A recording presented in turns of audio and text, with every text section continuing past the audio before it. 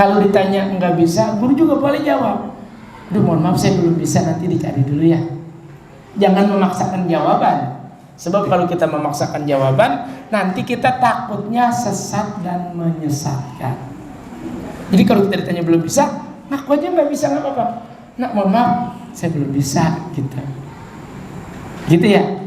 Nanti insya Allah Ustaz cari tahu dulu. Itu tidak akan mengurangi derajat seorang guru. Makanya guru terus jujur. Jujur ya, bukan jujur kacang hijau. Jujur, ini mah jujur ya. Kue jujur itu. Bukan ya. Jadi apa yang pertama itu seorang guru? Yang pertama harus ikhlas. Yang kedua harus jujur ya. Ini saya potong sedikit biar ini buku yang segini banyaknya kan gini. Penyakit teman-teman itu kalau baca buku nggak pernah tuntas. Betul apa betul? Iya. Buku sedikit udah sebulan kalau tamat baca buku ya.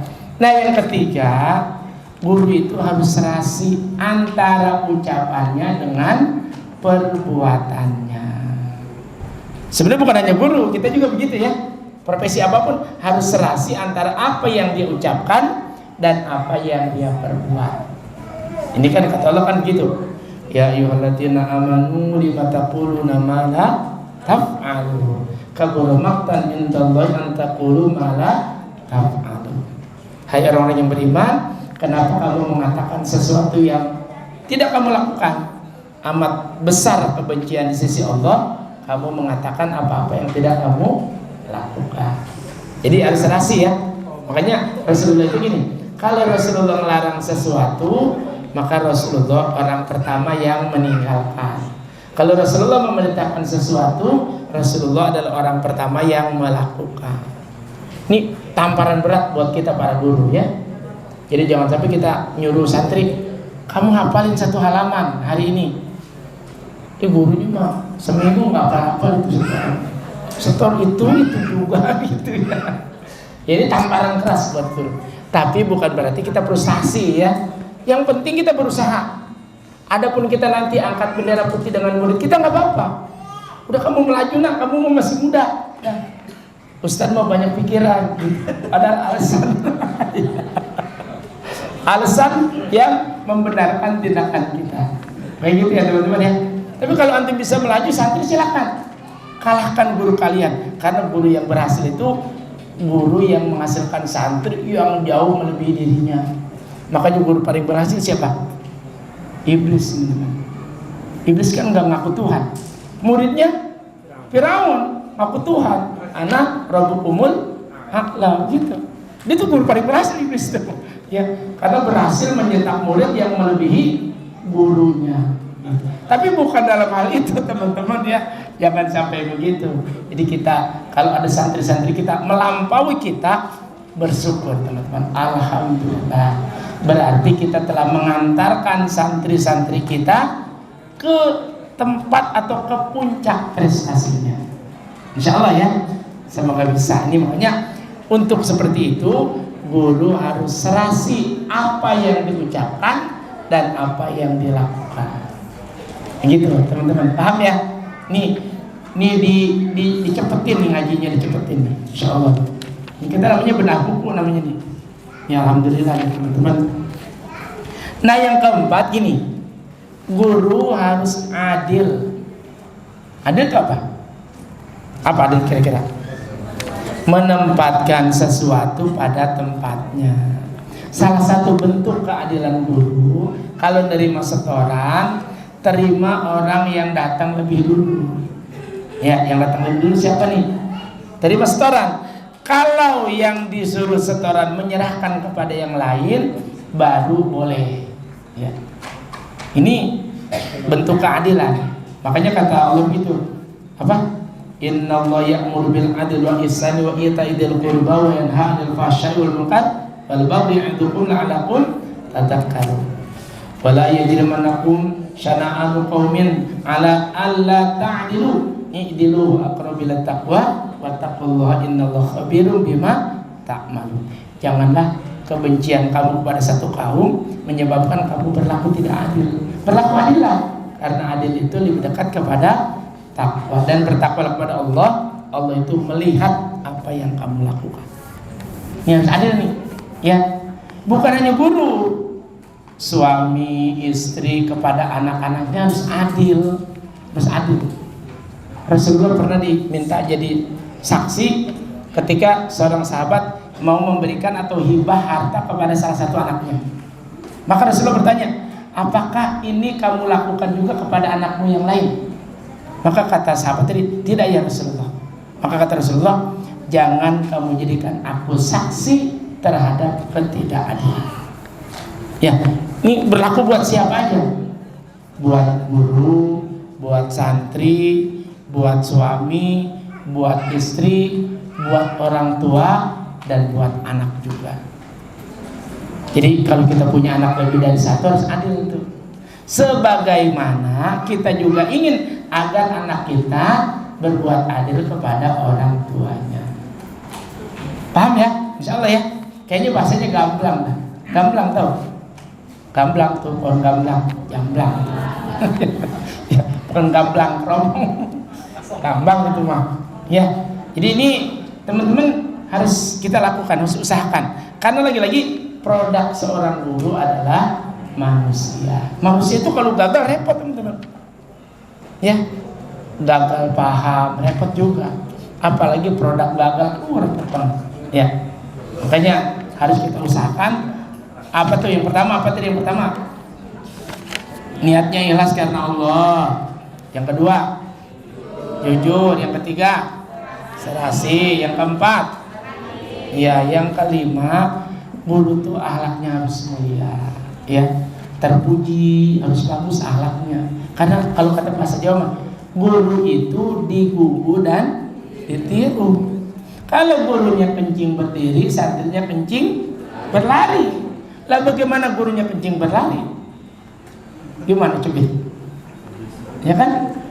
Makanya jadi guru itu harus punya akhlak yang baik. Ini para guru nih, ya, akhlaknya harus baik, berusaha baik walaupun kita belum baik-baik, berusaha menghafal walaupun belum hafal-hafal, ya. Udah yang penting menghafal aja dulu, walaupun habis hafal lupa lagi. Itu kita banget itu, ya, kita banget itu, ya. Hari ini ingat besok lupa, udah terus aja. Semoga Allah nanti nguatin kita, ya. Jadi walaupun kita sekarang belum baik, berusahalah untuk berbuat baik. Sebab gini teman-teman, salah satu yang menyebabkan Nabi Yusuf itu selamat dari godaan atau fitnah wanita, itu kan dia waqadzalika nunjil mu'minin, ya, atau muhsinin. Demikianlah kami berbuat kepada orang-orang yang berbuat baik, yang berbuat baik. Jadi kalau kita berbuat baik, insya Allah balasannya baik. Hal jazaul ihsan illal ihsan.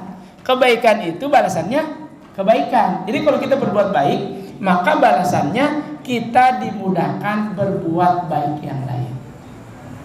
Kalau kita sholat malam, dimudahkan sholat witir. Kalau kita sholat witir, dimudahkan sholat subuh berjamaah. Kita sholat subuh berjamaah, dimudahkan zikir pagi. Enak tuh kita hidupnya nanti. Coba dah. Coba dah nih di sebaliknya. Kalau kejahatan atau keburukan itu akan memantik atau memancing keburukan yang lain. Coba aja. Kalau nggak percaya aja. Tapi jadi praktekin ya. Misalnya kita pulang kerja malam, Bang Yusuf pulang kerja malam. Bang dari mana? Gitu. Dia ngomong istrinya. No, dari sana tadi ada langganan. Udah makan belum? Udah, gitu kan. Padahal belum. Makannya mau apa bang? Tadi sama ayam. Gitu. Udah 2 kali dibohong tuh. Terus bohong pertama itu akan ditutupi dengan bohong kedua, ketiga, keempat, dan seterusnya. Makanya keburukan itu akan memancing keburukan-keburukan yang lain untuk datang. Sebagaimana kebaikan itu memancing kebaikan-kebaikan yang lain untuk datang. Kita mabit, baik nggak? Alhamdulillah baik. Akhirnya kita sholat berjamaah, bisa zikir, bisa ngaji. Kalau kita di rumah begini, tange kalau kata ya kalau kata orang Purnaga begitu, tange buru-buru. Iya, gitu ya. Ini Masya Allah teman-teman ya. Anda mengerti ya? Iya. Ini kita kan satu rumpun kan. Kampung Melayu sama sini mah satu rumpun lah. Enggak jauh-jauh amat gitu. Paling yang nggak ngerti Ustaz Gais. Karena sono dia mah. Mau saja Nurul nggak ngerti dia mah. Iya. Dewe kan nggak ngerti dia mah. Ya udah, pakai bahasa kampung aja bisa ya. Jadi sampai apa itu tadi tuh? Berakhlak mulia. Jadi seorang guru harus berusaha akhlaknya mulia, teman-teman. Mulia banget. Harus mulia. Walaupun namanya manusia kadang salah, kadang jatuh, harus bangun lagi. Kadang jatuh salah, bangun lagi. Kan gini kata Allah. Yang tentang orang-orang bertakwa gimana? Ayatnya salah satu ayatnya. Walladzina idza fa'alu fahishatan aw dzalamu anfusahum dzakarullaha fastaghfaru lidzunubihim wa may yaghfiru dzunuba illallah wa lam yusiru 'ala ma fa'alu wa hum ya'lamun. Jadi ciri-ciri orang bertakwa itu salah satunya orang yang kalau berbuat salah atau ngedzalimin diri mereka sendiri, mereka ingat Allah dan tidak meneruskan perbuatan salahnya, kemudian meminta ampun kepada Allah. Siapa lagi yang tidak yang mengampuni dosa kecuali Allah Subhanahu wa taala, dan mereka tidak meneruskan perbuatan buruk mereka sedangkan mereka mengetahui. Contoh konkret begini teman-teman. Ini tentang saya. Jadi tadi pagi itu saya ada istri nggak? Nggak ada ya? Diomongin dikit dah. Diomongin dikit, diomongin. Jadi saya bilang, Mi, pagi ini kita ke komplek ya, beli tempe buat guru-guru makan. Kadang guru-guru kan pagi datang kemudian mau habis. Kata istri saya, mana belum nyetrika, belum ngerapin rumah dan lain sebagainya. Enggak, tempe doang, kan tempe juga dimasak. Wah, ini kalau saya layanin tinggi suara saya. Ya. Udah ini ya, udah saya diam aja dah, ke masjid dah, ke masjid. Udah. Ke masjid baca Quran. Adem kan hati tuh ya, adem. Jadi kita salah, buru-buru ke masjid baca Quran, bisa langsung baca Quran. Kan adem lagi tuh, pulang lagi ke rumah. Tadi jangan diterusin teman-teman. Kalau diterusin ribut urusannya, ribut. Maka enggak kita terusin. Setelah baca Quran, udah kita sapa lagi aja, ya. Ngalah kita. Walaupun tadi dongkol juga gitu. Jadi jangan diterusin, jangan jadi pendendam gitu tuh, nggak boleh pendendam. Ya, udah, yang udah salah udah, namanya manusia, orang saya juga salah dulu gitu. Jadi kalau istri kita salah, ya udah nggak apa-apa lah, kita maafin aja gitu. Kalau kita berbuat salah, jangan diterusin. Kita buru-buru, astagfirullahaladzim, tadi salah ya. Jangan diterusin teman-teman ya. Kalau kita suara udah tinggi sama istri, udah mendingan tinggalin. Jangan dihadapin tuh istri. Ribut kalau gitu. Ya, kalau ribut dia lihat anak. Ntar anak bilang, "Cinya mau papa ribut mulu lagi," gitu. Jadi dia nggak betah di rumah. Kalau dia nggak betah di rumah, ngayap kemana-mana teman-teman. Ya, kok jadi sono-sono gitu ceramahnya nih, gitu ya. Jadi ini salah satu bentuk bahwa kalau kita berbuat salah atau mendolimi diri kita sendiri, kemudian ingat Allah dan jangan diterusin. Kemudian istighfar, astagfirullahaladzim. Nah itu ciri orang bertakwa. Jadi orang bertakwa itu bukan orang yang nggak pernah punya salah teman-teman. Orang bertakwa itu kalau salah segera minta maaf, gitu. Baik terhadap diri sendiri, terhadap keluarga, apalagi terhadap Allah Subhanahu Wa Taala. Jadi kepada istri atau kepada suami kita jangan segan-segan minta maaf, atau seorang guru kepada santri, apalagi santri kepada guru, jangan segan-segan ya. Nah, Dek, tadi maaf Ustaz ya, Ustaz lupa, Ustaz tadi ada nempel padan kalian, mohon maaf ya, Ustaz lupa, minta maaf aja, gitu ya. Kan gini, Rasulullah ini, antum pernah ceritakan ketika Ukasha itu Rasulullah SAW mau meninggal, kan Rasulullah berwasiat ya, siapa di antara kalian yang pernah saya pukul, gitu, maka silahkan kisah saya sekarang sebelum Allah mengkisah saya. Kan gak ada yang jawab tuh teman-temannya, sahabat gak ada yang jawab kecuali Pak Ukasha ngacung, ya Rasulullah, saya dulu pernah dipukul Anda, saya mau kisah Anda gitu, mau dibalas. Maka Rasulullah mempersiapkan tubuhnya untuk dipukul oleh Ukasha. Ya. Kemudian gini, kata beliau itu, saya dulu dipukul oleh Anda, saya tidak pakai baju. Sekarang saya mukul Anda pun harus buka baju. Bayangkan Rasulullah buka baju. Ya kan? Rasulullah kan waktu mudanya, ingat, waktu ninggiin Ka'bah aja kainnya tersingkap pingsan, ya kan? Apalagi bajunya dibuka. Rasulullah kan awalnya nggak pernah lihat. Maka ketika itu sahabat minta kepada Ukasha itu, udah jangan Rasulullah yang dikisos, saya saja. Jangan Rasulullah mah, udah kamu mau kisos berapa aja ke saya terima. Maka kata Ukasha, enggak, dulu Rasulullah yang nyabet saya akan mengkisos Nabi sallallahu alaihi wasallam. Nabi mempersilahkan dirinya dikisos. Rasulullah buka baju, sahabat melihat aurat Nabi pada nangis. Nangis. Gimana sih ngeliat Nabi baju dibuka? Ya kan?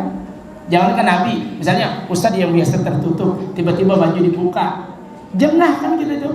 Tahu jengah nggak? Kaget gitu. Orang saya pakai kaos oblong aja diprotes, ya kan ya. Apalagi Nabi Sallallahu Alaihi Wasallam. Maka ketika Nabi dibuka bajunya, Ukasha yang memukul, kemudian memeluk Nabi Sallallahu Alaihi Wasallam. Apa kata beliau? Ya Rasulullah, mana mungkin aku tega memukul dirimu. Aku hanya ingin menempelkan kulitku kepada kulitmu ya Rasulullah, agar aku bersamamu di surga. Begitu teman. Ini Nabi, teman-teman.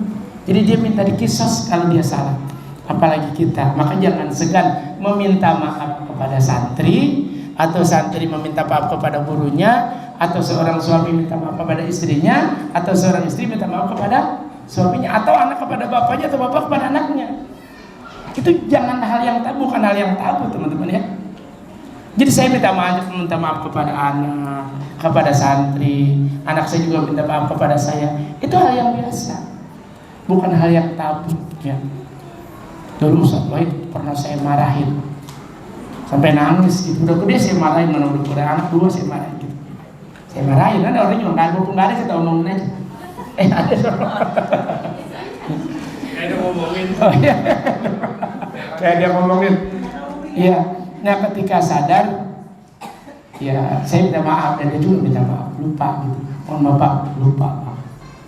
Ya namanya manusia, tempat salah dan lupa. Tapi teman-teman harus minta maaf.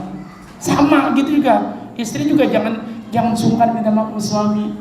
Bang, apaan sih lo deket-deket gitu. Ini kan malam Jumat Bang. Minta maaf ya, gitu minta maaf aja. Suami juga begitu, minta maaf aja sama istri. Jangan takut-takut ya. Tidak akan menurunkan kualitas kita sebagai seorang suami kalau kita minta maaf kepada seorang istri, atau sebaliknya.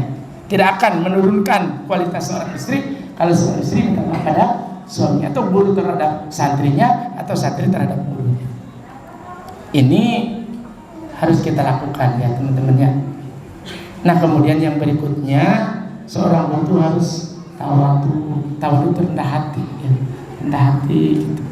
Bukan tawadu duit, bukan ya. Tawadu itu rendah hati, enggak merasa dia paling pintar. Seorang santri enggak boleh merasa dia paling pintar. Sebab bisa jadi dia pintar di satu sisi, tapi di sisi lain temennya jauh lebih pintar gitu. Kalau sekarang kan kurikulumnya begitu. Kalau dulu nih orang pintar ini matematika, IPA, kemudian bahasa Inggris ya, yang di Eptanas itu. Kalau itu dapat nilainya bagus-bagus, udah dijudge orang pintar. Bilang, pintar banget dia mah. Matematikanya 10. Matematika doang. Banyak orang yang seperti itu, hubungan sosialnya justru nggak bagus. Ya, emosional keagamaannya justru kadang tidak bagus. Makanya kalau ada teman kita lebih atau cerdas di sisi lain, belum tentu dia cerdas di sisi yang lain. Makanya dalam hal ini kita nggak boleh jumawa namanya. Jumawa itu bangga diri. Tetaplah bersikap tawadu. Tawadu itu rendah hati ya. Rendah hati, tidak memandang sebelah mata kepada sahabat-sahabat kita. Ustaz, selamat datang Ustaz. Iya, Masya Allah. Jauh-jauh dia datang ke sini. Ya, ya semoga kerasan Ustaz. Nah yang berikutnya teman-teman, ini masih banyak, makanya namanya bedah buku. Bukunya banyak. Seorang guru juga dituntut harus berani. Ini air buat saya Ustaz guys. Bismillah.